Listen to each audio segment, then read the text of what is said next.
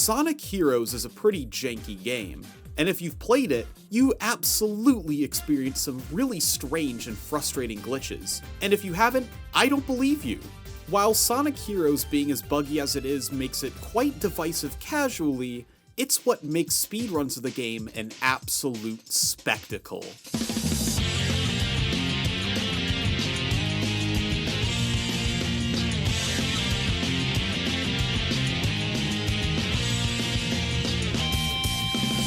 The game's best players have an incredible grasp on the game's mechanics, and how to utilize lots of flashy movement tech and glitches to their advantage. It's amazing to witness a speedrunner's mastery of this game in particular, and even more so when they discover new skips and glitches. This was especially true in 2014, when a lot of new glitch discoveries attracted a lot of new people to speedrun Sonic Heroes. This trend continued as more skips were found over the years, albeit to diminishing returns.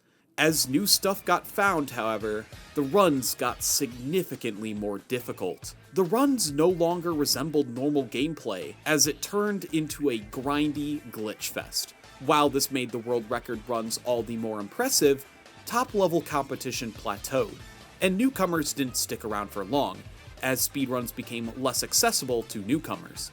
So what exactly made Sonic Heroes too hard for many to speedrun, and what did the community do to fix it? Sonic Heroes has a ton of glitches that have had an impact on the speedrun, even as far back as the Speed Demos archive era of the late 2000s. One of the more well-known glitches early on was the Team Blast glitch. When the meter in the top right is fully charged, you can unleash a Team Blast to clear out enemies, as well as gain a secondary effect during the cooldown afterwards. Having a full meter to unleash the Team Blast is very useful, and a glitch that can refill the meter faster is especially useful. By attacking with a flight character while swapping to a different formation on the same frame, the meter gets charged up way faster. There is an interesting quirk, however, with Team Dark's Team Blast side effect, Chaos Control. It freezes the timer, and it's obvious to see why this glitch could have caused a stir, since if a game has an in-game timer, that was usually the primary timing method in this era. For this reason, Shadowjackie's SDA run from 2009 was timed using real-time as opposed to the in-game timer, since he happened to use the Team Blast glitch. However, it was later found that Chaos Control doesn't stop the file timer from running. Because of that, and Team Blast glitch's limited usage, in-game time has remained the preferred timing method to this day, even in the era where most speedruns are timed via real-time. But alas, in the early days of speedrunning, Sonic Heroes was very small, even compared to other Sonic games. There weren't a lot of people interested in developing strats for runs. The game would continue to be overlooked for some time until around 2013, when something incredible was happening. On a fledgling live streaming website known as Twitch, speedrunning was becoming increasingly popular. Gone were the days of recording segmented runs in isolation.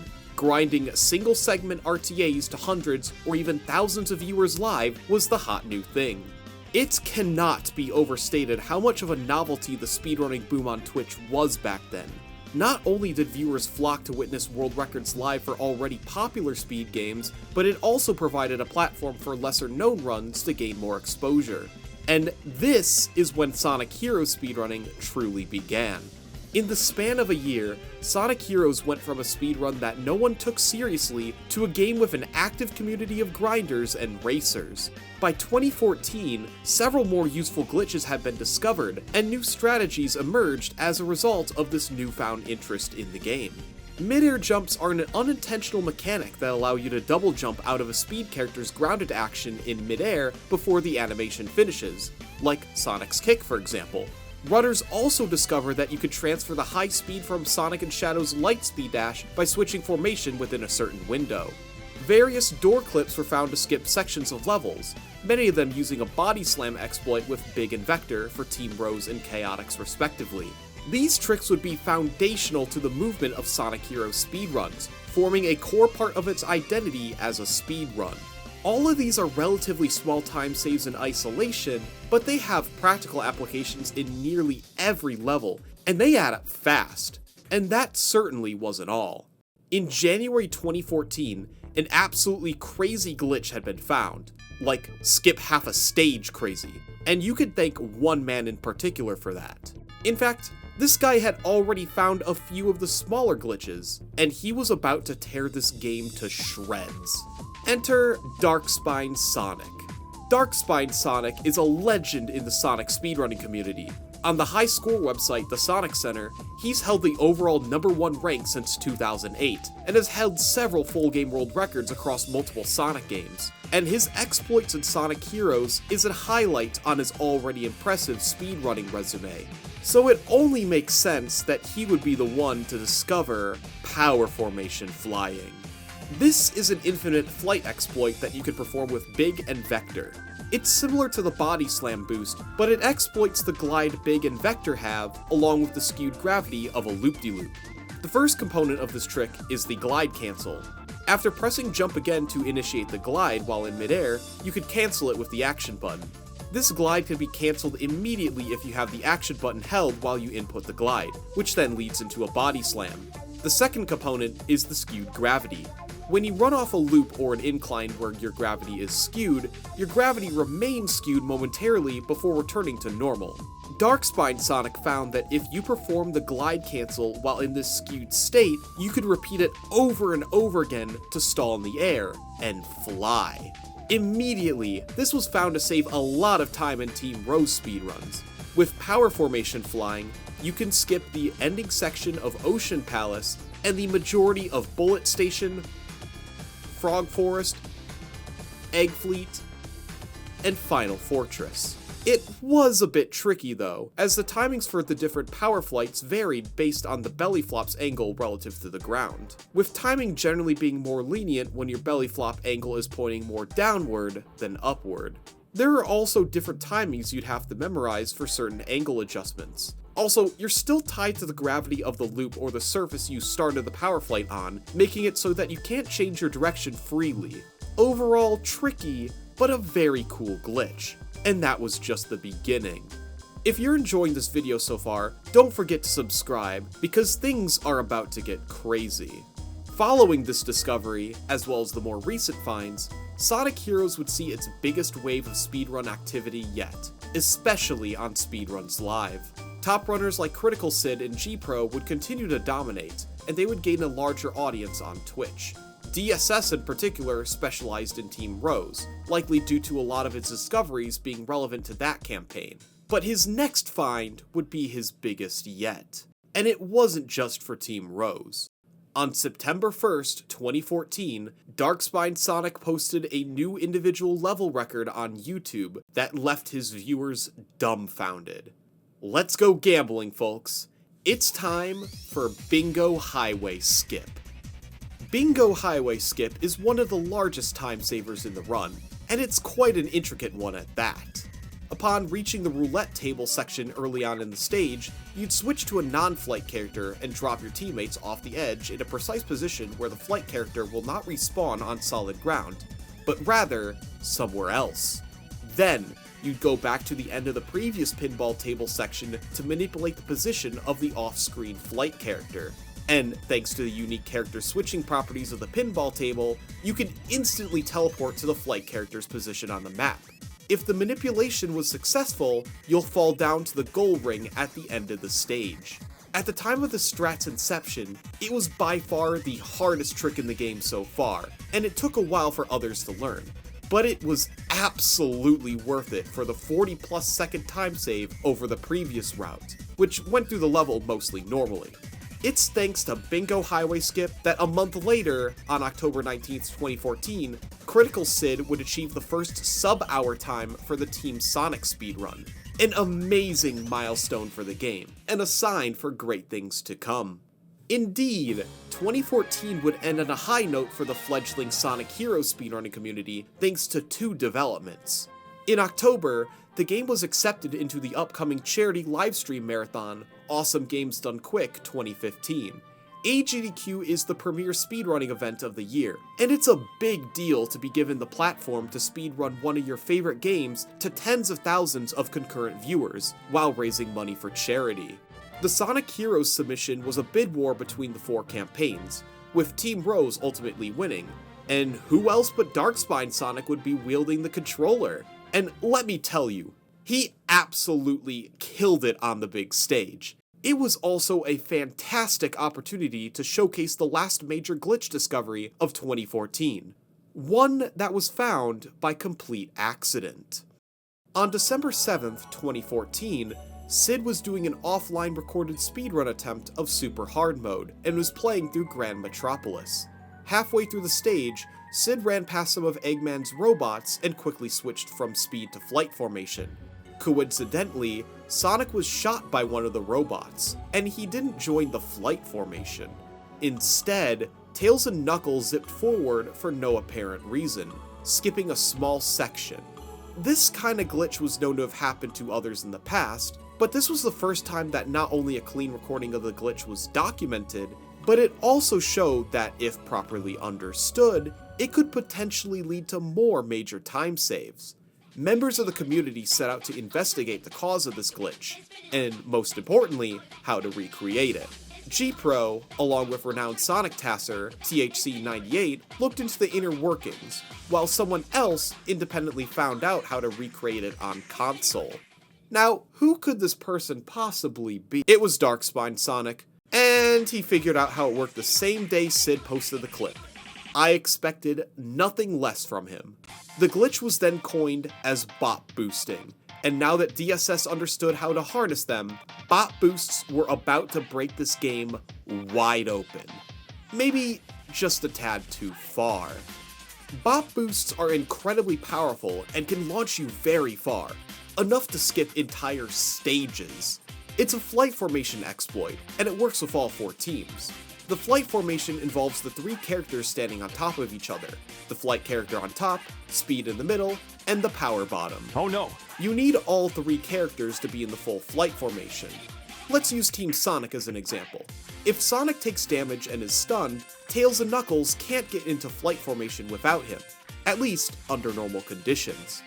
While in flight, if Sonic gets hit on the same frame Knuckles touches the ground, Sonic will be knocked out and seemingly out of the formation. Yet, Knuckles will still try to latch onto Sonic from afar, despite his absence. This leads to the bot boost state, as this sudden teleportation gives you a ton of horizontal speed. The first consistent bot boost strat was found by DSS and V-Man 3000 in Hang Castle. By bot boosting off of these egg pawns, it was possible to clip past several walls with Team Sonic and Team Dark, saving at least a full minute. At first, it was difficult to get bot boosts this way for Team Rose and Chaotix, due to Big and Vector's larger size, and even with Omega for Team Dark. But it didn't take long for consistent setups to be found for bot boosts using egg pawns to work for all 4 teams. Following this, several bot boosts were discovered in several stages, some small and some massive. In Ocean Palace, a bot boost allowed all teams except Chaotix to skip the final stretch way faster than Power Flight. Similarly, a bot boost in Egg Fleet obsoleted the Power Flight strat from before, and was applicable to more teams. Rail Canyon had a massive bot boost that allowed you to skip nearly all of the stage from the very start, so long as you landed on the rails. Darkspine Sonic managed to actually land this one during his AGDQ run, and I remember watching that run back in the day and having my mind blown. Bot boosts aren't just horizontal though. If you performed a bot boost up a steep slope or slanted wall, you could get a massive vertical boost, as seen in the Team Sonic Frog Forest bot boosts, which skips most of the level. Needless to say, seeing these glitches in action ushered in a new wave of new players to the game, and motivated some newcomers, notably Deku, to become the GOAT, for the lack of a better term. 2014 was a phenomenal year for Sonic Heroes speedrunning, largely because of these 3 major glitch discoveries. A strong AGDQ 2015 showcase left a strong impression on viewers who never knew how busted Sonic Heroes runs were, and were now much more interested in running the game. But as much as these new tricks brought new runners into the mix, it soon became apparent why many of them didn't stick around. These tricks were pretty tough. Sure, good tutorials for these tricks were made, and it was especially useful for Bingo Highway Skip, but when it came to tricks like power flights and bot boosts, it was a lot more complicated. There was more to it than just understanding how to do it. Each one is unique in some manner. Getting a feel for how you perform each flight or bot boost was something you could only gain through lots of practice and lots of completed runs, which posed another issue: consistency. If you want a competitive time, you'd have to learn these tricks sooner or later, and once you've implemented them into your runs, you'd have to be prepared to reset when something goes wrong. This inherently made the early game much more volatile, which is not so great for lowering the barrier of entry if there are so many reset points in the run, and the game just kept on getting more of these with each new find. The game was becoming less about optimal movement and platforming in favor of how much are you willing to grind these tricks and hopefully chain it all together in one clean run. The answer was not many. Once the novelty wore off, most new players simply didn't stick around, and many established runners simply moved on to other projects. By May 2019, the community reached a breaking point with its biggest skip yet: Team Sonic's Bullet Station Bot Boost. This was one of the most difficult bot boosts found so far, and it skipped the entire stage. If you wanted a really good time, you had to learn it, and you had to go for it. And many people by this point were just fed up. Enough was enough. Something had to be done. Now, if these glitches were hurting runner retention, why not simply make a glitchless category? Many games seem to have one, older Sonic games included. Well, that wasn't such an easy solution, especially with Sonicheroes out of all games. Bugginess of the overall game aside, there was a lot of fundamental movement tech that were technically glitches. Many of this tech were what made the movement cooler in the first place, and they were minor enough not to be completely game-breaking, not to mention how they could happen by accident relatively easily. Many games also take the no major glitches approach, usually as a means to prohibit the most game-breaking tricks. But this was too broad of a term to classify many tricks into. How do you separate the cool major glitches from the major glitches that go too far? Well, by 2019, the community figured out how. LTS, Limited Tech Selection, a category intentionally designed to be more competitive by removing specific tricks that were responsible for these major skips.